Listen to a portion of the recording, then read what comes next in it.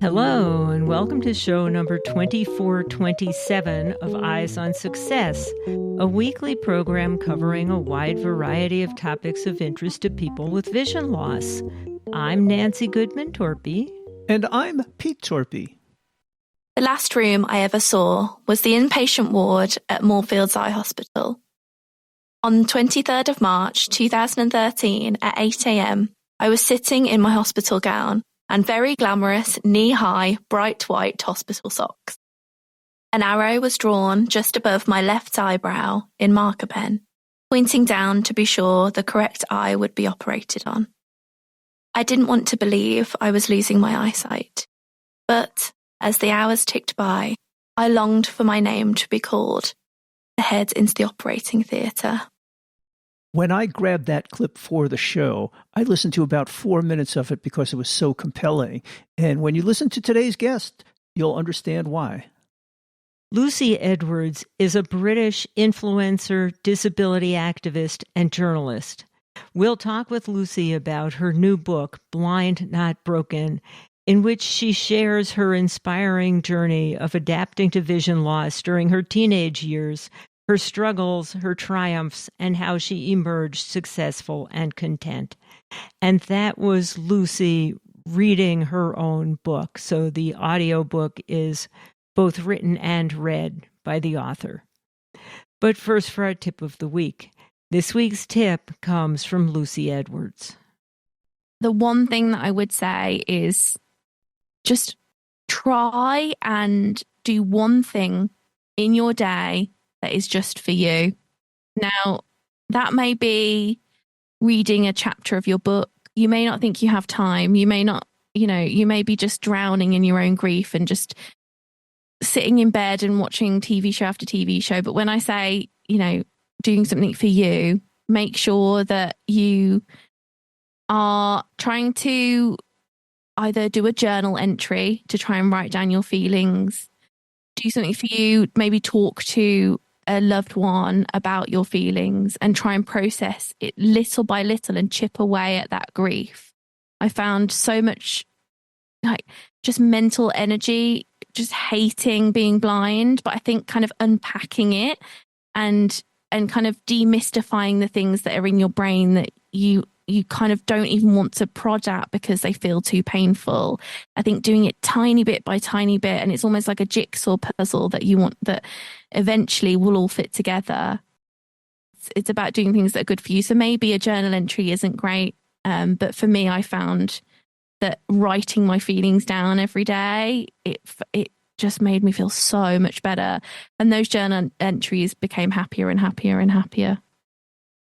For anybody who thinks Lucy is too young to want to take advice from, there are many, many very wise comments in that book.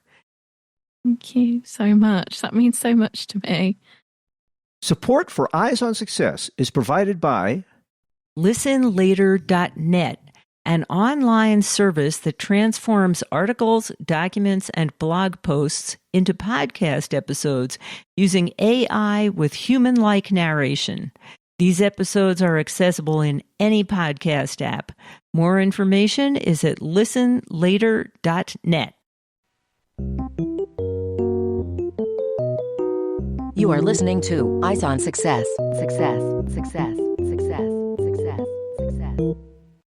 Let's start by meeting Lucy. Well, today's guest was on the show about 6 months ago, and she was such a delight to talk to that we figured we'd have her back again to talk about her newly published book. So, Lucy, before we talk about the details of the book, maybe you can start by reintroducing yourself to our listeners and telling them a little bit about yourself. Thank you so much for having me. It was also a delight to talk to you as well. So I'm so happy to be back on. So my name's Lucy Edwards. I am a broadcaster, presenter, author now, and content creator online who also is blind. I don't know why I'm talking about myself in the but I'm not me, but there we go. I lost my eyesight 11 years ago now to a really rare genetic condition called incontinenti pigmenti. And that's how I kind of got started presenting and yeah, that's what I primarily talk about on my channels. But yeah, I'm really excited about my new book, Blind Not Broken. So lots of people have YouTube channels, as do we, but that's where we first learned about you. How many subscribers are there to your channel? Yes, I'm so super lucky. So I've got 1.8 million followers on TikTok. I've got about 800,000 on YouTube, and I've got near enough 200,000 on Instagram. So yeah, quite a cool following, which I'm really lucky to have. And you also do some work for the BBC.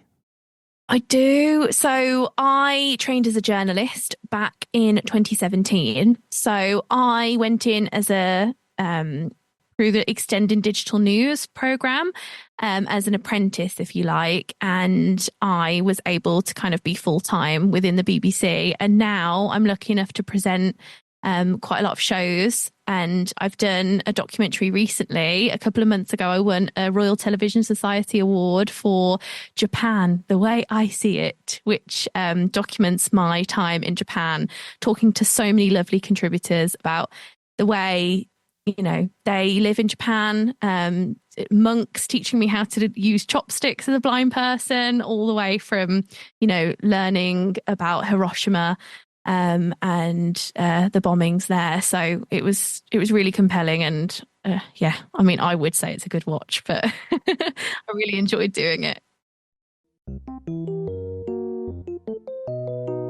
Eyes on Success connects corporate sponsors with visually impaired listeners around the world.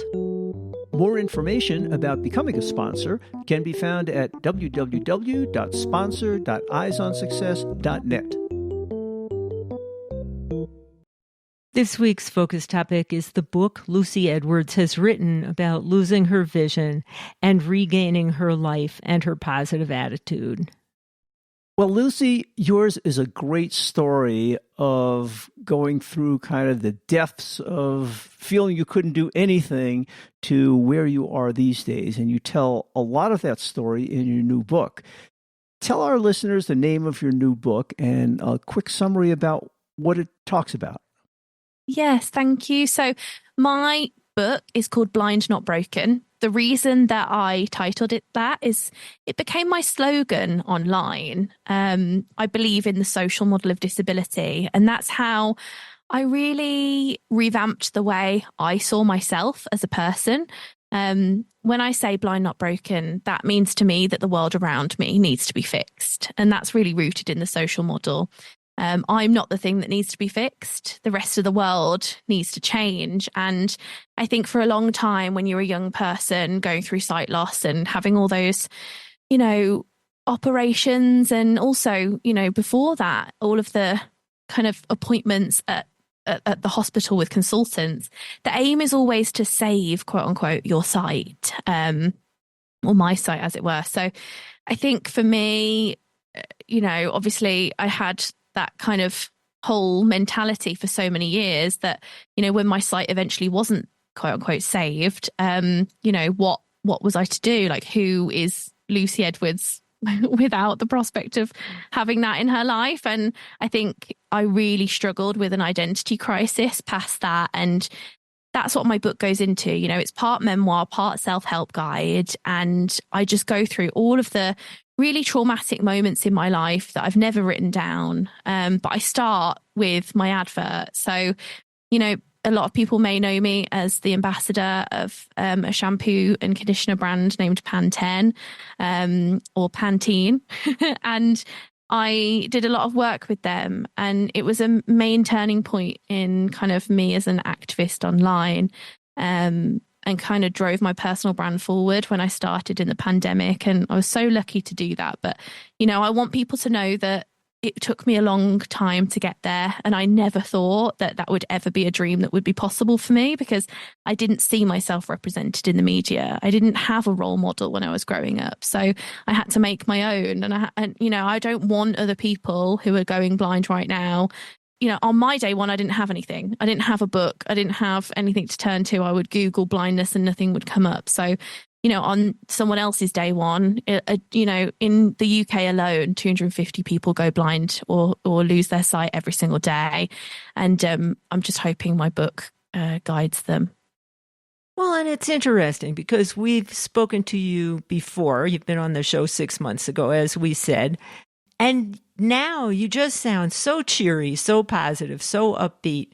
But it wasn't always so. And you were very honest and open about some of the darker periods you went through. And then you give advice to your readers. It's like, I've been through this. It doesn't have to be that bad. Yeah, definitely. I think when you first lose your vision, this was my kind of perspective of it, that I lost all sense of ability to have self-confidence at all. You know, I would overanalyze everything. I would wonder how I was going from A to B. I would think about all of the things I'd lost instead of all the things that I had. And I think that's a really natural grieving process. And I think in the book, the reason that I talk about grief so much is that I did lose a part of myself. You know, people in life, we all go through a grief process, whether that's losing a loved one or, you know, a pet or something about yourself. But because, you know, through no fault of my own, I lost my eyesight, I thought I was battling with these thoughts of, oh my gosh, this is not fair. This is not okay. Like, I shouldn't be this way, or like this shouldn't have happened to me, and I'd like, why me? And I think that mentality for a long period of time kind of eroded my mental health, and I did have a mental breakdown. And I think I discussed on the show last time that I am candid about all of these experiences because I'm not perfect. You know, it's taken me a lot to understand who I am again and talk to my loved ones. And I'm so lucky to have a good circle around me, but also I see the value in psychology and all of the trauma therapy I've done. You know, that one moment when I lost my vision and my consultant came in his jeans on a Saturday morning and said, how many fingers am I holding up? You know, that has taken a lot of, you know, trauma response processing, you know, all that jazz to kind of do. So I think it's good to be open about mental health. Like, I think there's a massive wave of it, right, happening in the media. And I think I'm just so lucky I can be so candid and there's no judgment, you know. You were remarkably open and candid with your feelings through this extended process that went on for a long time. I was really impressed. It was really compelling. And as you mentioned earlier, your book is an interesting mixture between a memoir of your experiences over those number of years when you were making this transition and a combination of that and a self-help book. You give lots of advice that you kind of learned along the way, and you're trying to pass on to other people to make their transition easier. Definitely. I just want people to have like little exercises that they can do within their day-to-day life, that maybe they write it on their braille note or they, you know, write it down in any way they feel fit. But I think it's about feeling happy about today. And that's one of the main big bits of advice that is a leading thread through the book, that I would always think about tomorrow or the next week or the next month. And I would never be happy with today because I couldn't face it, couldn't face who I was becoming or who I was right now, because I hated it so much. I despised my new reality. Because, you know, I was grieving, I was angry, I was not understanding, you know, anything. And I didn't see the point to start with in like tiny little exercises that would like make me feel happy in the moment, because I was like, oh, it's okay, because tomorrow when I don't know, have these like crazy goals that I would set for myself, like when I run this amount of miles with my guide runner, or when I do this amazing task with my guide dog, you know, then I will feel okay. And then ultimately that thing would come up, I would do it, and I would feel just as rotten because I didn't do the things that are now in my book that I've learned along the way, the little exercises, the little wins, you know, the things that help me get up from the failures. And when I say failures, like, I do believe that my rich tapestry that makes up my life has been somewhat successful because I see failures as successes, and it's how I've got up from those failures that have then defined, you know, how I do the next thing, and I've learned from them. So, you know, there's loads of different tips in there, but I think one of my favorite things to do in the mirror is, like, a lot of people do it in the mirror. Obviously, like, I can't see my reflection, but I think telling yourself 5 things that you really love about yourself is really valuable. Like, you will not believe those things possibly when you first say them to yourself, but I believe them now. Another thing I think is very interesting about your story is if people look at your life now and how successful you've been, how popular you are in the social media, and it looks like life is wonderful. You're at the top of the mountain, but people don't often realize the struggle that you had to go through to get there. And this sort of the untold story that you're unfolding in this book to tell people it doesn't just happen automatically that you're at the top. No, it doesn't. It takes years and years and years. And you were very fortunate to have a very supportive family and social structure. That must have been a great help. Yeah, it really was. I don't know what I would do without them. There's been so many times where, I've been quite snappy, I guess, to the people around me. And they're they've got such gorgeous hearts, and they could see I was hurting and that my heart was breaking, and they saw how poorly I was mentally. But I think there's also a stage that's in my journey that I'm really appreciative of them for, because we have such a strong relationship that they are able to say, look, Luce, you are ill, but one, you need to go and get help. And, I think the time is now. Like, how do you want to help yourself? And two, how can we help you more to not be so angry at the world? And they knew when to push the pedal and also then release the pedal at some different stages. And, at some points I would stomp my feet and be like, oh no, I don't want to push myself. I don't want to do this. Why me? And I would go back into that kind of sense of self-loathing. And it was kind of, I don't know, the push and pull for a while, until I then realized that, I can now say that I love being blind, but it's taken me so long to say that. Yeah. Well, I know Ollie's in the room helping with the sound connection to us, but you paint him as a remarkable young man. When you lost your vision through that final surgery, and you'd only been dating him for a couple of months and you were both teenagers, that's really impressive that he stuck with you through that. Yeah, definitely. I owe a lot to that lovely man. I think when you're teenagers, you're trying to figure out who you are anyway. You're trying to understand where you're going, and not a lot of people can say, oh yeah, they're childhood sweethearts. And I realize I'm so lucky that I've met my soulmate at such a young age. But I think when I was really ill and 2 months into our relationship, I did lose my vision. I remember standing next to him and saying look, you don't want to go out with a blind person. You are so young. You've got your whole life ahead of you. Just leave. And he's like, oh no. It's just because you lose your vision doesn't mean you aren't Lucy. I know that you're going to be happy Lucy again. And when he proposed to me several years later, he said, look, I'm marrying blind Lucy. You are enough just the way you are. And I think that has done a number on my self-confidence. It's amazing that I am able to have that support network. And I don't know whether I mentioned on the podcast 6 months ago, but possibly controversially, I always say that Ollie became blind with me that day, emotionally, and with our wedding as well. He blindfolded himself because he does believe that a blind experience is just as valid as a sighted experience. And he's enabled me to see parts of my disability and love parts of my disability that I didn't even know were possible. So, I owe a lot to that man. It is definitely a shared experience. I tell people I've been living with blindness for 40 years. And the difference is it's Pete's blindness. It's not mine, but we're both living with it. Yeah, definitely. I'm so glad you can relate. So these days, people see the successful, outgoing, cheery Lucy, but I got a bit of the sense in the book that you still have these dark periods pop up now and then about being blind. Is that true or not? I would say less so recently, but I think I would be a liar in saying that I didn't have the odd day now and then, a couple of times a year where mainly on anniversaries now, where, I always take the 24th of March off anything that I'm doing, no matter what day it is. I go to a spa.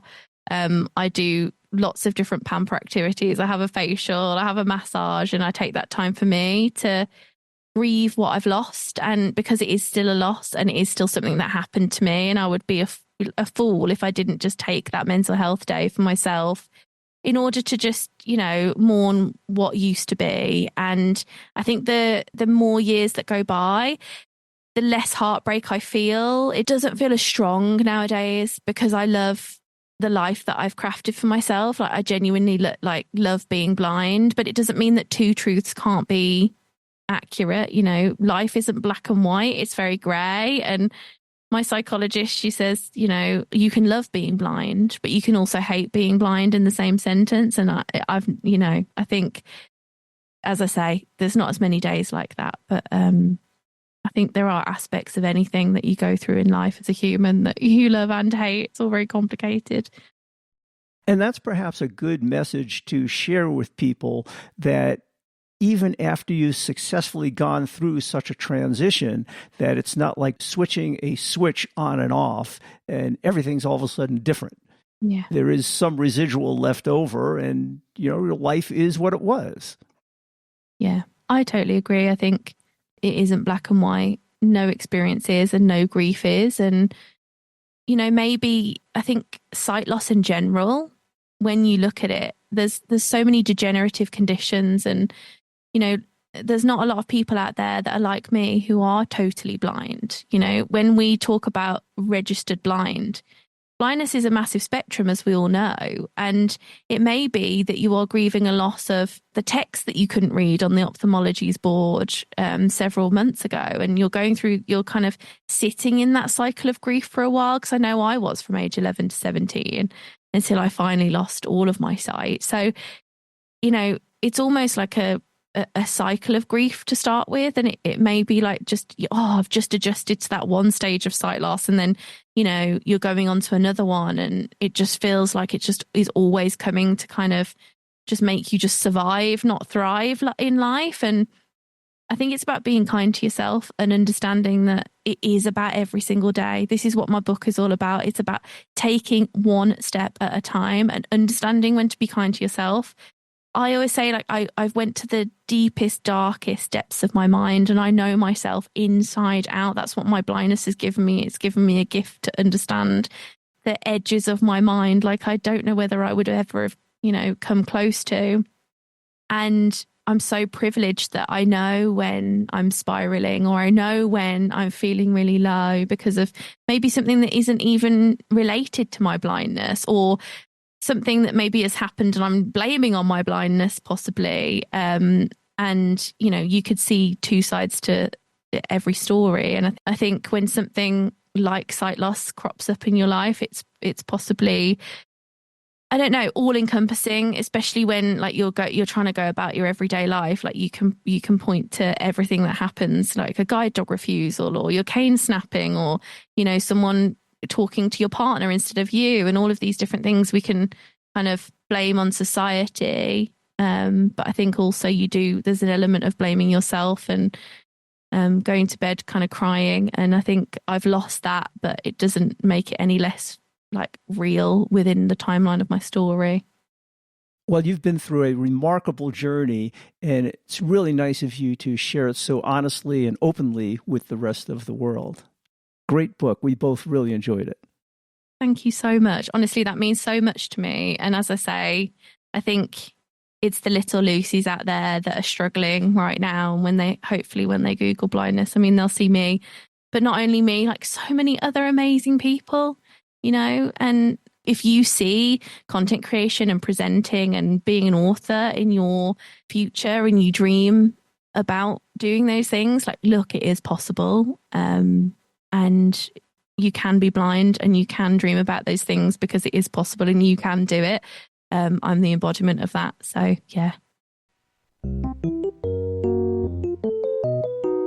You are listening to Eyes on Success. Success, success, success, success, success. Now for this week's final item, how to learn more about Lucy Edwards, how to get her book, and how to contact her. Well, Lucy, remind our listeners about the name of your book and tell them where they can get it and perhaps find out more about you. Yeah, lovely. So my book is named Blind Not Broken. You can get it on Amazon, Waterstones in the UK, and it's actually coming out July 2nd in the States. So it's really exciting to be bringing it overseas. And you can find me on social media at Lucy Edwards Official on Instagram and at Lucy Edwards on TikTok and YouTube. What formats is this book available in? Yeah, so I was really excited that on launch day, on day one, we have a Braille format that you can actually get from the RNIB, the Royal National Institute of the Blind in the UK, on their library, as well as audiobook on Audible, and also large print. And you can also get other physical copies in stores, yeah. And you actually are the reader of the audiobook. I'm curious, you obviously did a great job. You read beautifully. How did you do that? You read Braille that well?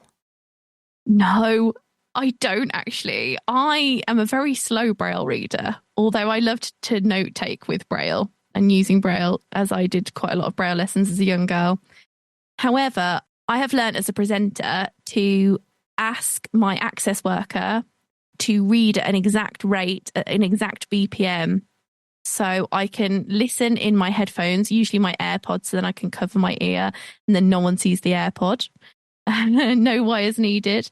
And I can simultaneously read out loud to the track and say it in my own voice. So it's a skill that I'm really proud of. And actually, my publishers hired an actress with a similar accent to me to read at the exact speed that I needed. And it was really fun because I heard all of her cheeriness in my ear pod. And I was able to kind of replicate that, but in my own style. And then the chapter where you have questions and answers with your parents, your sister, now your husband, that was done in their own voices, which was kind of cool. Yeah, I really wanted that to come across. They all went to the studio. Yeah, I read the questions and then they read the answers. And I think it just adds an element to the audiobook that is really lovely. When I listen to my dad's voice, I do cry. So emotional. And of course, if you click on the show notes for this episode, which is episode 2427, you'll find all of that information at our website, www.eyesonsuccess.net. That's it for today's show. Next week on Eyes on Success, we'll be talking with Julia Legrand, a blind violinist and disability advocate who is currently studying at the New England Conservatory. We'll talk with Julia about her unique approach to learning music, her experiences as a blind classical musician, her journey towards a successful career in musical performance, and how she uses her platform for advocacy work. If you enjoyed the show, be sure to share Eyes on Success with a friend, and we'll catch you for next week's episode. You've been listening to Eyes on Success, hosted and produced by Nancy Goodman Torpey and Peter Torpey. You can access the full archive of previous shows, subscribe to the podcast, and much more by going to our website, www.eyesonsuccess.net. If you have questions about anything you've heard on the show or have suggestions for future shows, send an email to hosts@eyesonsuccess.net. Thank you for listening and have a nice day.